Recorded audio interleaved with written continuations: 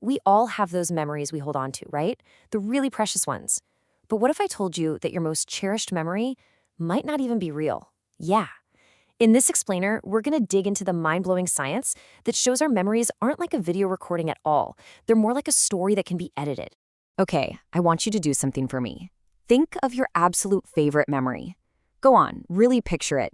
Maybe it's a birthday from when you were a kid, or your first kiss, or that feeling on graduation day. Got it? Now, how certain are you that every single detail you just remembered is 100% accurate?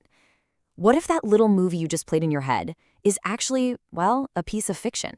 For forever, we've pretty much assumed our minds work like a perfect vault, storing our experiences just like a video camera.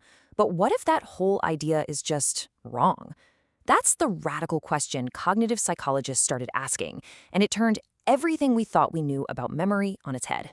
So the old intuitive view is that memory is like a camcorder, right? It just faithfully records what happens. But then researchers, like the brilliant Elizabeth Loftus, proposed something way more wild. Memory is more like a Wikipedia page. Think about it. It's something you can go back to and edit, and here's the kicker. It's not just you who can edit it. Others can too. And this wasn't just some wild theory. It was backed up by some truly shocking experiments. Now, a huge theory like this doesn't just pop up out of thin air. Nope. It was built on some incredibly clever and frankly mind-boggling experiments. One of the most famous ones has to be the car crash study. So let's break down exactly how they pulled this off. The setup was actually super simple.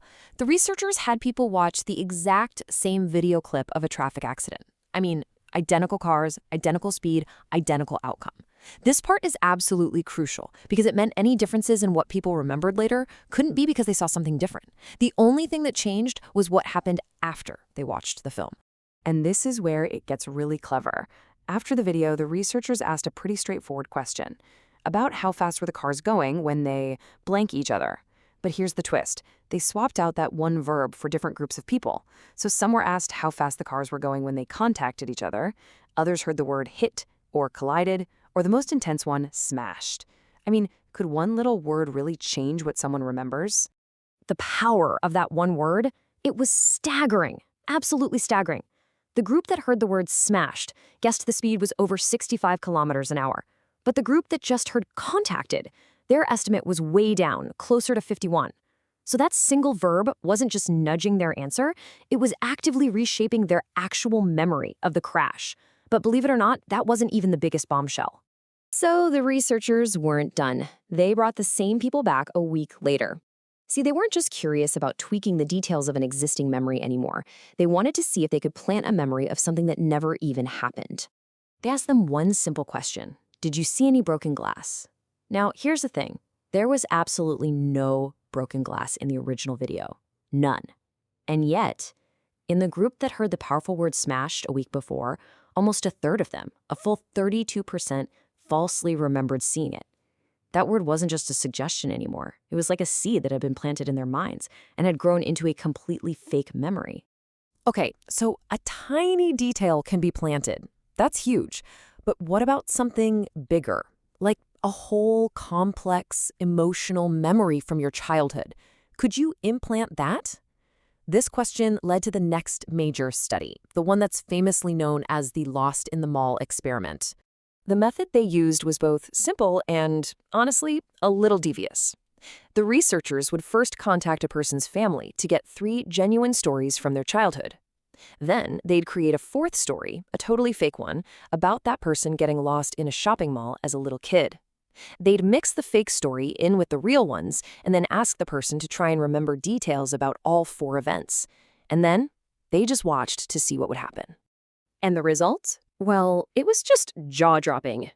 A whopping 25% of the people in the study were successfully convinced that they had experienced something that never, ever happened. They didn't just accept the fake story. They adopted it as their own memory. They started to believe they really had gotten lost in a mall. And some of them even began to remember vivid details out of thin air, like the color of the shirt the person who found them was wearing, or the feeling of pure panic followed by relief. All of this for something that was completely made up. So all of these incredible experiments finally gave a name to this really powerful psychological phenomenon, one that, it turns out, affects every single one of us, every single day.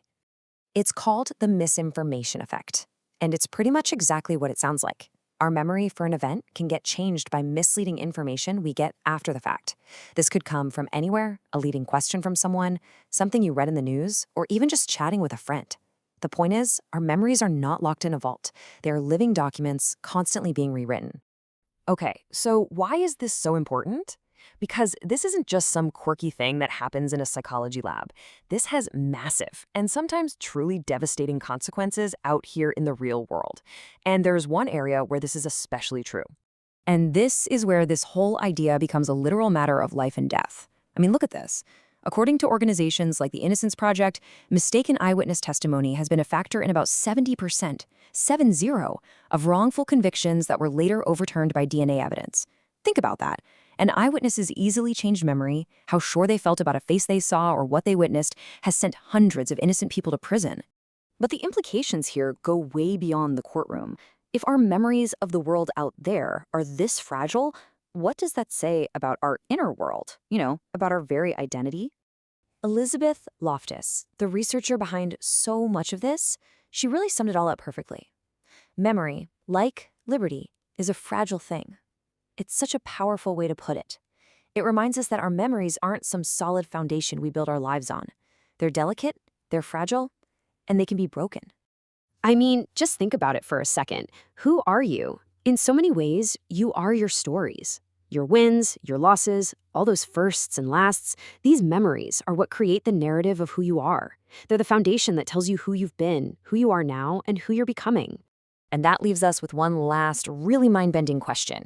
If our identity, our sense of self, is built on this foundation of memory, and we now know that foundation can be changed, shifted, and even totally rewritten, then just how stable is our identity? Who are we really if the very stories that define us can be edited by someone else?